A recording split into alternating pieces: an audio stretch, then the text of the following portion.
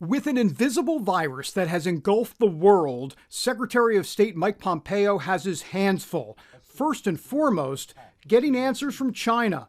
Are they telling the truth about the origin of the virus? And if not, what else might they be hiding? That's where we started our conversation. Do you believe the Chinese Communist Party is lying to the world right now?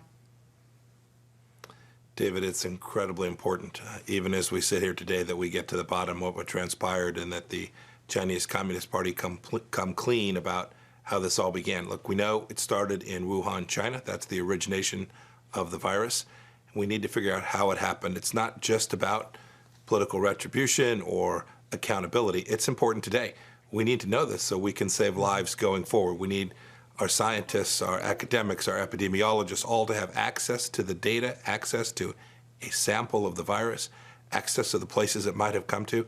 Those are all things that matter so that we can solve this problem, get our country back to work, and save lives. Pompeo says it doesn't help with countries like China, Russia, and Iran all pushing bogus theories about how the virus started, like from U.S. troops or an American bioweapon being used for political purposes. Is this a coordinated effort by those countries? Boy, it's hard to know the answer to that. What you can say is they're observing what the others are doing, and then they're responding in a group. That is, they are taking information being provided by one, and others are promoting it online and elsewhere, too. This information, David, this disinformation campaign matters.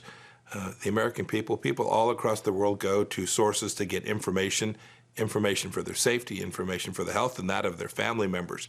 It is nasty when a government runs a disinformation campaign that puts those people's lives at risk and their health at risk. And these governments need to stop, and they need to stop doing it in a coordinated way as well, if that's what's actually taking place. So you're not necessarily discounting the fact that it could be a coordinated effort. You say more investigation is needed on this then? We see very similar messages propagated by very similar means. It's difficult to know the level of coordination. What Pompeo does know is the World Health Organization botched its role in protecting citizens. That led the president to temporarily stop providing funding. What would get the WHO back in good standing with the United States at this point? I mean, in other words, what needs to happen? Well, David, it's hard to know. It's important that your viewers understand the history of the World Health Organization as well. This is not the first time that institution has failed to protect the world. You may recall SARS, the same kind of thing happened where the WHO was unable to do its primary function, stopping a pandemic from spreading across the world.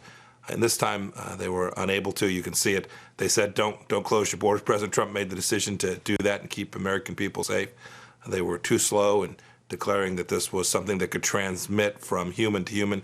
Those are the kind of things that the WHO has failed in. Democrats say it's the Trump administration that failed to take early action against the virus.